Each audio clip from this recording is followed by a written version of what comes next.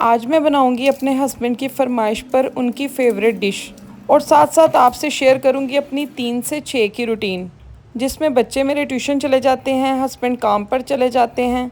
चलें जी, इस mini vlog को स्टार्ट करते हैं। बिस्मिल्लाहिर्रहमानिर्रहीम। अस्सलाम वालेकुम, मैं हूं इकरा सलमान।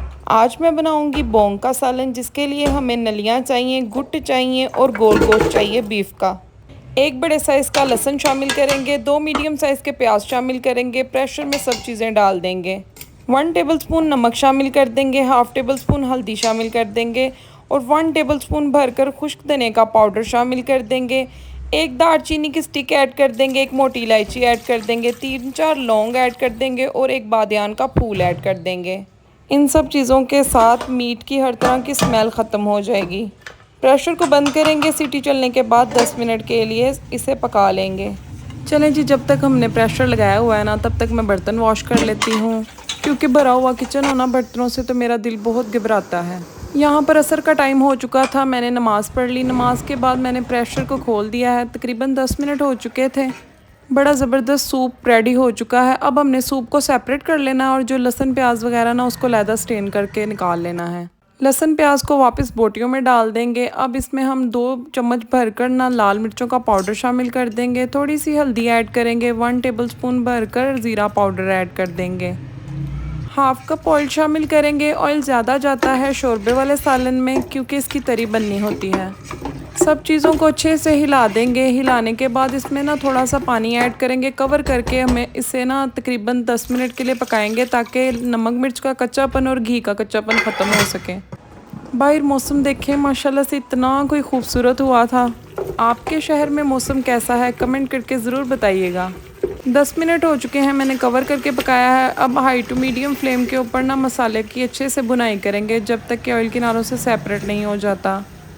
यहाँ पर ऑयल किनारों से सेपरेट हो चुका है। आपने एक काम करना है, जो गोल गोश्त है ना, वो आपने बाहर निकाल लेना है, सूप ऐड करना है और अगेन इसको प्रेशर लगा देना है तकरीबन 20 मिनट के लिए, ताकि नलियों का ना अच्छे से टेस्ट निकल सके। अच्छा, ये शोरबा बहुत मज़े का बनकर तैयार होता है। उसके बाद मौसम आपको पता चेंज हो रहा है, तो बच्चों को और ख़ुद इस तरह का शोरबा ज़रूर खाया करें। इसके साथ खांसी, गला ख़राब, नज़ला ज़ुकाम वगैरह का मसला नहीं होता। हस्बैंड मेरे पालक लाए हुए थे, मैंने कहा चलो इसे बना कर ना काट कर फ्रिज में रख देती हूँ, फिर जिस दिन बनानी हो बहुत मुश्किल हो जाता है, बड़ा लंबा काम हो जाता है। इंशाल्लाह आपके साथ इसकी रेसिपी ज़रूर शेयर करूँगी। किचन में खड़ी थी तो मैंने कहा साथ साथ सारे काम ना ख़त्म कर लेती हूँ अपने।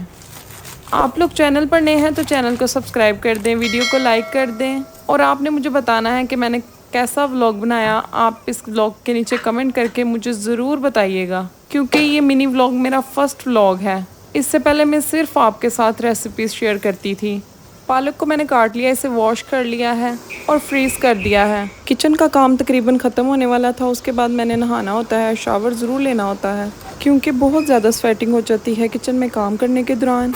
आप लोग भी अपनी सेल्फ़ ग्रूमिंग का ख़ास ख्याल रखा करें। चलें जी, यहाँ पर 10 मिनट हो चुके हैं शोरबे को पकते हुए। अब हम फ्लेम को बिल्कुल लो कर देंगे, तब तक पकने देंगे जब तक मैंने इसे सर्व नहीं करना। यहाँ पर मेरे बच्चे ट्यूशन से आ चुके थे, हस्बैंड भी खाना खाने घर आ गए हैं।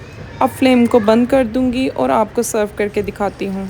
आप देख सकते हैं कितना कोई ज़बरदस्त ये शोरबा बना है, कितनी ज़बरदस्त इसकी कंसिस्टेंसी है। एक दफ़ा अगर आपने इस तरीके से बना लिया ना शोरबा, फिर आप बाहर से नाश्ता करना भूल जाएंगे। नलियों में से मिख निकाल लेंगे, शोरबे में ऐड कर देंगे, क्योंकि यही फ्लेवर को मज़ीद बढ़ाएंगी। आई होप आपको वीडियो पसंद आई तो लाइक कर दीजिएगा, चैनल को सब्सक्राइब कर दीजिएगा। अल्लाह हाफिज़।